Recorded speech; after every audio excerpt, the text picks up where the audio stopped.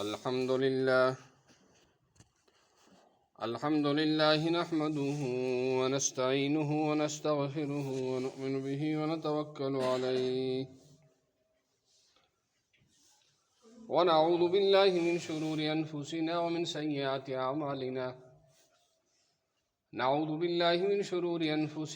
سيئات أعمالنا من يهده الله فلا مضل له ومن يضلله فلا هادي له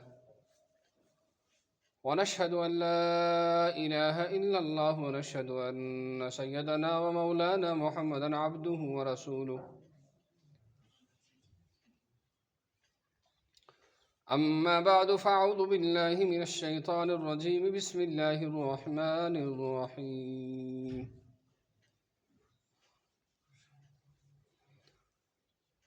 يا أيها الناس إن وعد الله حق فلا تغرنكم الحياة الدنيا ولا يغرنكم بالله الغرور وقال تبارك وتعالى إنما الحياة الدنيا لعب ولهو وزينة وتفاخر بينكم وتكاثر في الأولاد والكمثل غيث أعجب الكفار نباته ثم يهيج فتراه مصفرا ثم يكون حطاما وفي الآخرة عذاب شديد ومغفرة من الله ورضوان وما الحياة الدنيا إلا متاع الغرور وقال تبارك وتعالى وزينت وظن أهلها أنهم قادرون عليها أتاها أمرنا ليلا أو نهارا فجعلناها حصيدا كأن لم تغن بالأمس كذلك نفصل الآيات لقوم يتفكرون وقال تبارك وتعالى بل تؤثرون الحياة الدنيا والآخرة خير وأبقى إن هذا لفي الصحف الأولى صحف إبراهيم وموسى وقال النبي صلى الله تعالى عليه وسلم السوال ذل وقال النبي صلى الله تعالى عليه وسلم ألا إن الدنيا ملعونة وملعون ما فيها إلا ذكر الله وما والاه عالم أو متعلم وقال النبي صلى الله تعالى عليه وسلم من لم يسأل الله يغضب عليه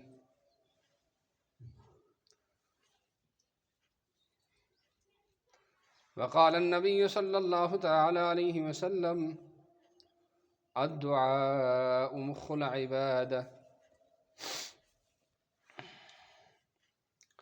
بھائیو بزرگو دوستو السلام علیکم ورحمۃ اللہ وبرکاتہ۔ اللہ تعالیٰ کا بڑا فضل کرم اور احسان ہے کہ اللہ رب العزت نے ہمیں یہاں آنے کا موقع عطا فرمایا اور آج نماز جمعہ کے لیے یہاں ہم سب کو جمع فرمایا۔ الحمدللہ رب العالمین۔ قرآن مجید کی جو آیات مقدسات میں نے آپ حضرات کے سامنے تلاوت کی ہیں، ان میں اللہ جل شانہ کا ارشاد ہے،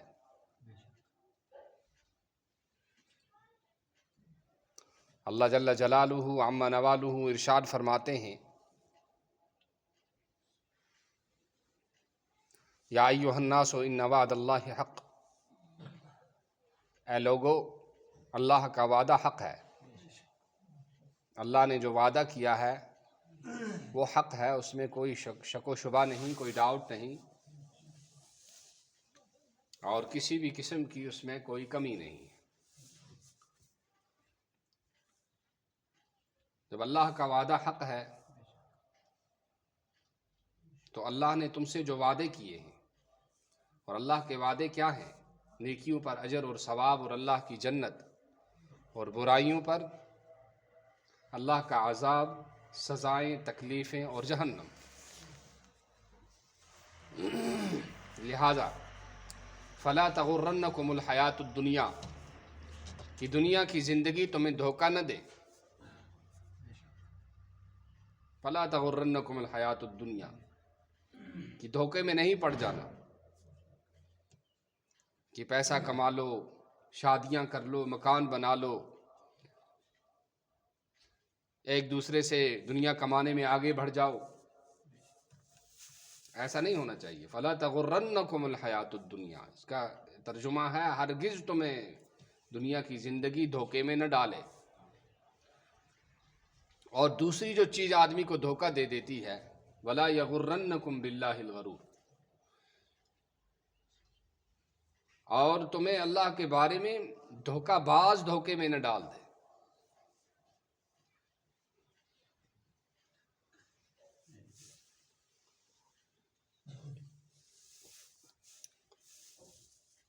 کہ دھوکے میں کیا ڈال دے؟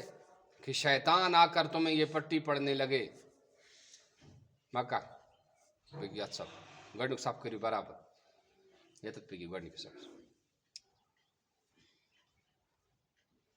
کہ شیطان تمہیں یہ نہ کہہ دے کہ نعوذ باللہ کہ قبر کوئی چیز نہیں، آخرت کوئی چیز نہیں، جنت جہنم کوئی چیز نہیں۔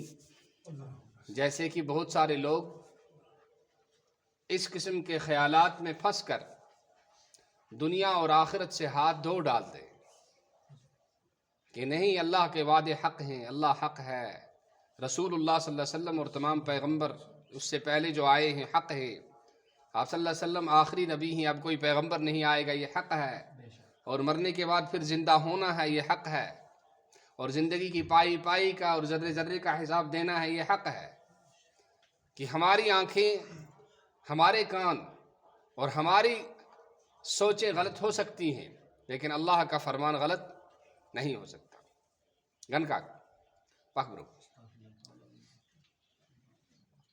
کہ اللہ کا فرمان غلط نہیں ہو سکتا۔ فلا تغرنکم الحیات الدنیا ولا یغرنکم باللہ الغرور، کہ دھوکے باز تمہیں دھوکے میں نہ ڈال دے کہ صبح نماز کا وقت ہو گیا ہے، آذان ہو گئی ہے، کہتا ہے ابھی سوئے رہو، ابھی تو وقت ہے، اور کبھی کہے گا تھکے ہوئے ہو، کبھی کہے گا سردی لگ جائے گی، کہیں بیمار ہو جاؤ گے، مسجد نہیں جانا۔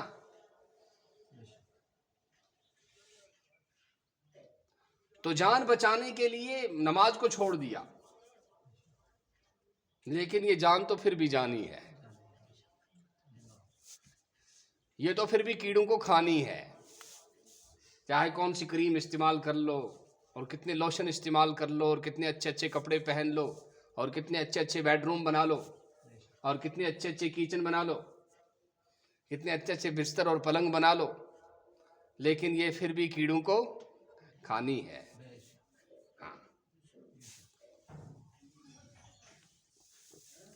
یہ جانی ہے اور کیڑوں کو کھانی ہے۔ ہاں، دوسری آیت میں فرمایا انما الحیات الدنیا لعب ولہو، کہ دنیا کی زندگی تو کھیل تماشا ہے، کھیل تماشا ہے۔ ہاں، کہ غالب کا ایک شعر ہے، بازی چاہے اطفال ہے دنیا میرے آگے، ہر روز ہوتا ہے یہ تماشا میرے آگے۔ کہ کسی گھر میں خوشیاں منائی جا رہی ہیں، شادیاں بج رہے ہیں، اور کسی میں ماتم ہو رہا ہے، کہ کوئی آ رہا ہے، کوئی جا رہا ہے۔ فلا تغرنکم الحیات الدنیا، لہٰذا دنیا کی زندگی تمہیں دھوکے میں نہ ڈال دے کہ اپنے کام میں لگے ہو، آذان ہو گئی، ذرا تھوڑا سا کر لیتے ہیں، بعد میں نماز پڑھ لیں گے۔ نہیں، نماز پہلے پڑھنی ہے، کام بعد میں کرنا ہے۔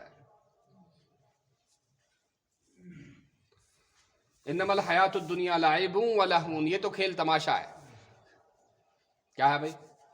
کھیل تماشا ہے، کھیلا رہے، کوئی کسی سے کھیل رہا ہے، کوئی کسی، کوئی پیسوں سے کھیل رہا ہے، کوئی بیٹ سے کھیل رہا ہے، کوئی سیاست سے کھیل رہا ہے، کوئی اپنی مستی میں مگن ہے، اپنے خیالات میں مگن ہے، اپنی بھیڑ بکریوں کے ساتھ ہے، اپنے مویشیوں کے ساتھ ہے، اپنی زمین کے ساتھ ہے، اپنے کاروبار کے ساتھ ہے، اپنی دکانداری کے ساتھ ہے، اپنی مزدوری کے ساتھ ہے، نمازوں کا کوئی خیال نہیں، اللہ کے حکموں کا کوئی خیال نہیں، جناب محمد الرسول اللہ صلی اللہ علیہ وسلم کی سنتوں کا کوئی خیال نہیں، تو یہ کھیل رہا ہے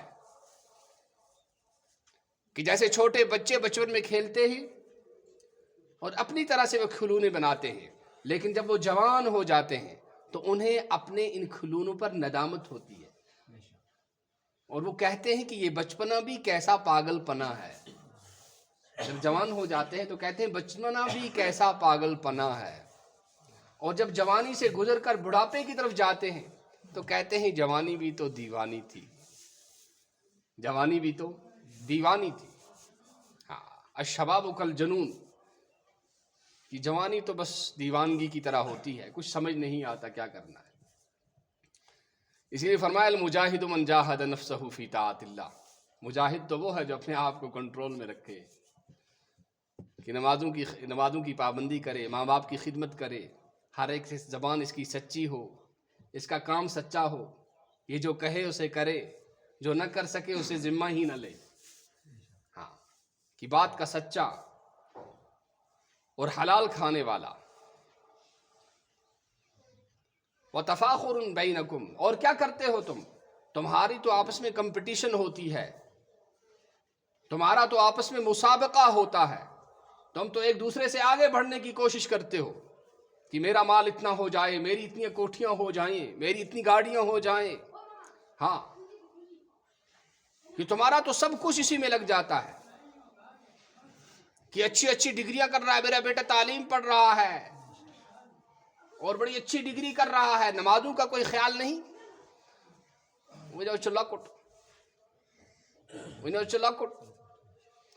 بھائی کیا پتا موت کب آ جائے؟ کیا کسی کتاب میں لکھا ہے کہ بڈھے ہی مریں گے اور جوان نہیں مریں گے؟ یہ تو کسی کتاب میں لکھا نہیں ہے، اللہ کے قرآن میں نہیں لکھا، جناب رسول اللہ صلی اللہ علیہ وسلم کے فرمان میں نہیں لکھا ہے، اسلامی تاریخ کے اندر نہیں لکھا ہے، فقہا نے نہیں لکھا، تو یہ تو وہی پٹی پڑھا رہا ہے جو ہمارا کھلا دشمن ہے، اور اسے ہم کہتے ہیں اعوذ باللہ من الشیطان الرجیم۔ اس کو پڑھنا چاہیے کہ اس دشمن سے بچنے کے لیے اللہ نے ہمیں حصار دیا ہے، اللہ نے ہمیں سپر دی ہے، اللہ نے ہمیں باڈی پروف دیا ہے، اللہ نے ہمیں ایمان پروف دیا ہے، اور وہ ہے اعوذ باللہ من الشیطان الرجیم۔ کیا ہے بھائی؟ اعوذ باللہ من الشیطان الرجیم۔ اس کو پڑھا کرو، شیطان بھاگ جائے گا۔ صبح اٹھنے کو جی نہیں کرتا، اعوذ باللہ من الشیطان الرجیم، اور سستی ہو رہی ہے، تیسرا کلمہ پڑھ لیجئے، سبحان اللہ والحمد للہ ولا الہ الا اللہ واللہ اکبر ولا حول ولا قوة الا باللہ العلی العظیم۔ یہ سستی بھاگ جائے گی، یہ کہالت نہیں رہے گی۔ وما الحیات الدنیا الا متاع الغرور، یہ دنیا کی جو زندگی ہے یہ تو دھوکے کا سامان ہے، کہ لوگوں تمہیں کیا ہو گیا ہے کہ اپنا سب کچھ دنیا کے لیے لٹا رہے ہو اور آخرت کی تمہیں کوئی فکر نہیں ہے۔ بل تؤثرون الحیات الدنیا، تم تو دنیا کی زندگی کو ترجیح دیتے ہو، تم تو کام کی دہاڑی کے لیے اپنی 5 نمازوں کا خون کر دیتے ہو،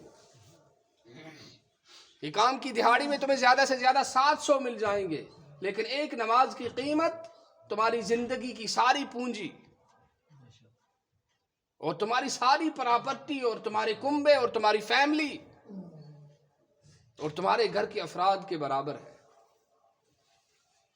اتنا بڑا نقصان کر دیا، اور ہم سمجھ رہے ہیں ہم ترقی کر رہے ہیں، بچوں کو پال رہے ہیں اور بیوی کا خرچہ پورے کر رہے ہیں، حلال کمار۔ بہت سارے کہتے ہیں جی یہ بھی تو عبادت ہے، بھی عبادت تو ہے، لیکن تم نے عبادت کی سرٹیفکیٹ ہی ختم کر دی، تم نے تو نماز ہی نہیں پڑھی، اب تمہیں ثواب کیسے ملے گا؟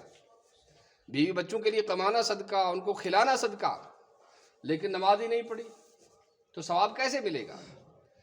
کہ نماز چھوڑنے والے کی نیکیوں کا اجر ختم کر دیا جاتا ہے۔ ہاں، اور تم نے اپنے آپ کو بچوں کے لیے قربان کر دیا، نچھاور کر دیا، اب تم بڈھے ہو گئے، اب تم بچوں کو اچھے نہیں لگ رہے، اب بچوں کو تم اچھے نہیں لگ رہے ہو سکتا ہے وہ سوسائٹی کے ڈر سے اور کسی سے کوئی تانا سننے کو نہ ملے، اس کے ڈر سے وہ تمہیں ابا کہہ دیتے ہوں، لیکن ان کے دل میں آپ کا احترام، بولو بھائی، ان کے دل میں آپ کا احترام نہیں ہے۔ کیوں نہیں ہے؟ اس لیے کہ آپ کے دل میں اللہ کے حکموں کی عظمت نہیں ہے۔ ہاں، اگر اللہ کے حکموں کی عظمت ہوتی، چاہے آپ ان کے لیے کوئی پراپرٹی نہ بناتے، چاہے آپ ان کے لیے زمین جائیداد نہ بناتے، چاہے آپ ان کے لیے بینک بیلنس نہ رکھتے، چاہے آپ ان کی شادیاں بھی نہ کراتے، لیکن پھر بھی وہ کہتے یہ میرا ابا ہے۔ اس کے چہرے کی طرف دیکھنا عبادت ہے، اس کے چہرے کو دیکھنا ایسا ہی ہے جیسے خانہ کعبہ کو دیکھنا۔ لیکن ہم نے اللہ کے حکموں کی پاسداری نہیں کی، ان کی عظمت ہمارے دلوں میں نہیں آئی، تو ہماری اولادوں کے دلوں میں ہماری عظمت بھی نہیں آئی۔ وَالْآخِرَةُ خَيْرٌ وَأَبْقَىٰ، تمہیں کیا ہو گیا ہے؟ تم اولاد کے پیچھے کھو بیٹھے ہو، اپنے کاروبار کے پیچھے کھو بیٹھے ہو، تمہیں نمازوں کا خیال نہیں، تمہیں سچائی کا خیال نہیں، تمہیں حلال کھانے کا خیال نہیں ہے۔ ارے اس مٹی کے لیے سب کچھ تم قربان کر رہے ہو۔ وَالْآخِرَةُ خَيْرٌ وَأَبْقَىٰ، آخرت کی زندگی تو بہتر ہے اور وہ زیادہ باقی رہنے والی ہے، پائیدار ہے۔ کہ دنیا کیا ہے؟ یہ فنا ہونے والی ہے، فانی ہے، اور آخرت کیا ہے؟ وہ ہمیشہ جاویدانی ہے۔ اس کے لیے کرو، نمازیں پڑھو، اللہ کے حکموں کو جانو، معلوم کرو اور اپنی زندگیوں میں لاؤ، اپنی زندگیوں کو اللہ کے حکموں اور جناب محمد الرسول اللہ صلی اللہ علیہ وسلم کی سنتوں سے سجاؤ۔ اور اگر تمہارے اندر دنیا کا چسکا آ گیا، دنیا کا چسکا آ گیا، تو پھر تم یہ نہیں دیکھتے کہ میں حلال کما رہا ہوں یا حرام کما رہا ہوں، کہ تم حق کھاؤ گے، لوگوں کا حق مارو گے، اور تمہیں اس کی کوئی بھی پرواہ نہیں ہوگی، تمہیں اس کی کوئی پرواہ نہیں، ہم کسی کا حق کھا رہے ہیں، ہم سے کسی کا حق جا رہا ہے، اس کی کوئی پرواہ نہیں ہوگی۔ کیوں نہیں ہوگی؟ اس لیے کہ تم نے دین کے لیے کوئی محنت نہیں کی ہوگی۔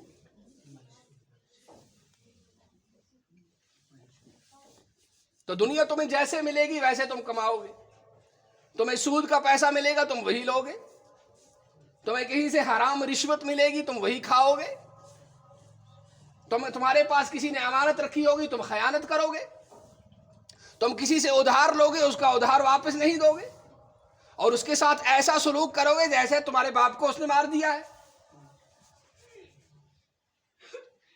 ہاں، کہ یہ تمہارے اندر دنیا نے ایک اپنا انفیکشن ڈال دیا ہے، اور اس انفیکشن کی وجہ سے تم حلال اور حرام کی تمیز نہیں کر پاتے ہو، اور تم حیوانوں اور ڈنگروں کی طرح زندگی جی رہے ہو۔ تمہیں اللہ کے حکموں کی کوئی پرواہ نہیں، تمہیں جناب محمد الرسول اللہ صلی اللہ علیہ وسلم کی سنتوں سے محبت نہیں ہے، تمہیں شریعت سے محبت نہیں ہے۔ شریعت اور اگر کوئی مفتی صاحب اور کوئی مولانا صاحب تمہیں شریعت کی بات کہہ دے اور تمہیں لگ رہی ہو کہ یہ ہمارے مفاد میں نہیں، ہمارے خلاف نہیں ہے، تم تو اس کو بھی گالیاں دو گے، تم تو شریعت کو بھی گالیاں دو گے۔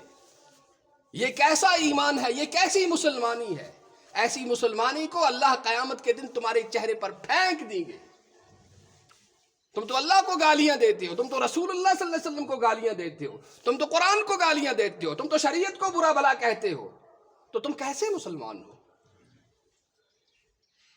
کہ تم وہ سب کچھ کر رہے ہو جس سے تمہارا ایمان جا سکتا ہے، ختم ہو سکتا ہے، لیکن تم پھر بھی کہتے ہو کہ ہم مسلمان ہیں۔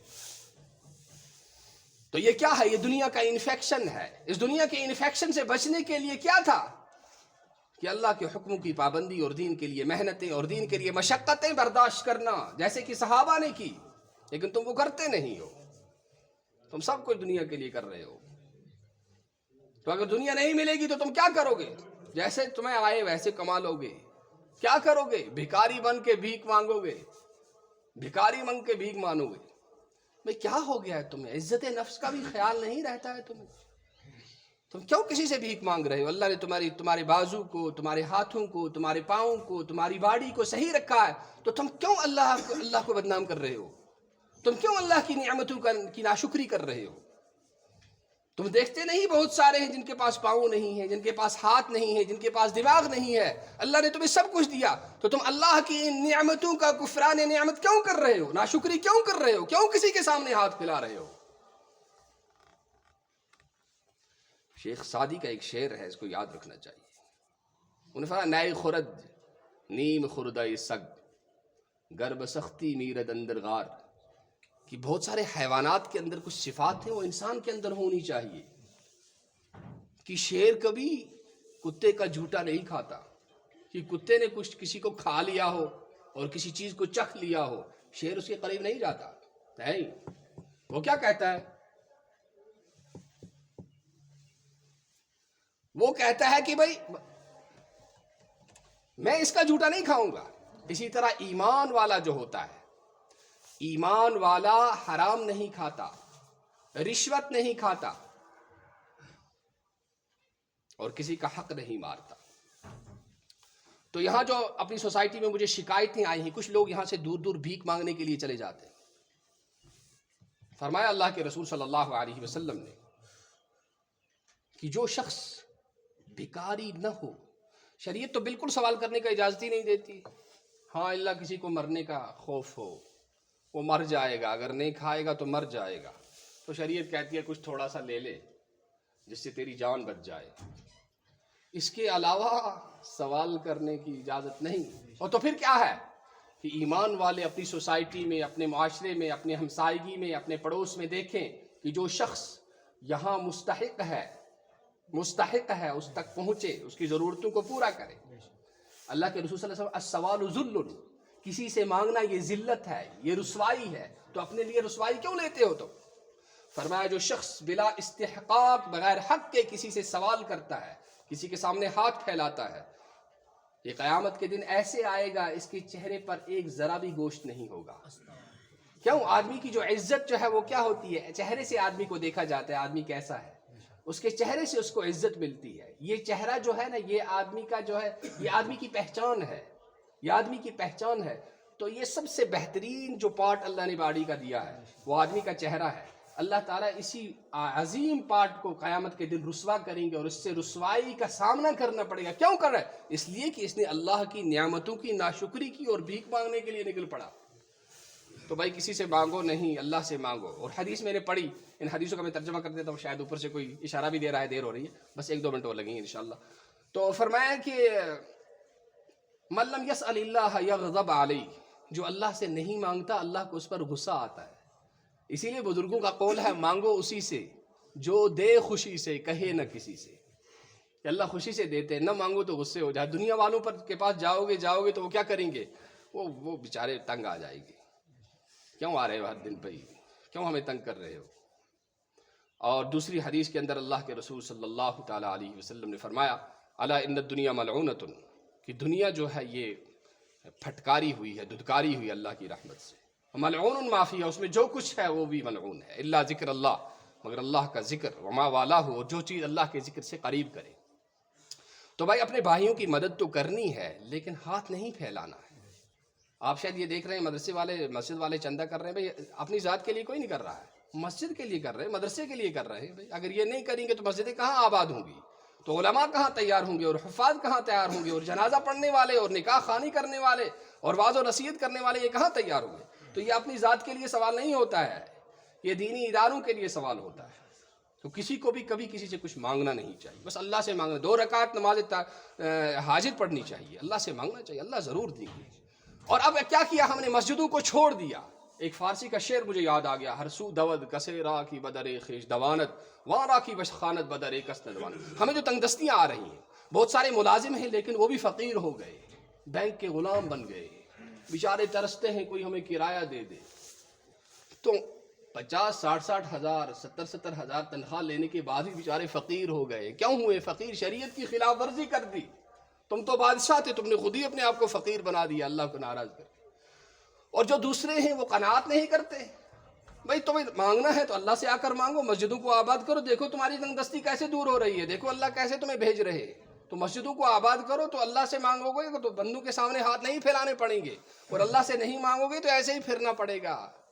اللہ کے لیے 1 روپیہ 2 روپے وہ کر دو، یہ جھوٹ بولیں گے ہمارا مکان جل گیا ہے، ہمارا باپ مر گیا، ہمارا بیٹا مر گیا ہے، ہمارا فلاں بیمار ہے، ایک تو بھیک مانگ رہے ہیں اور ساتھ ساتھ جھوٹ بول رہے ہیں، تو اللہ کے سامنے کس چہرے سے جا کر وہاں حاضر ہوں گے؟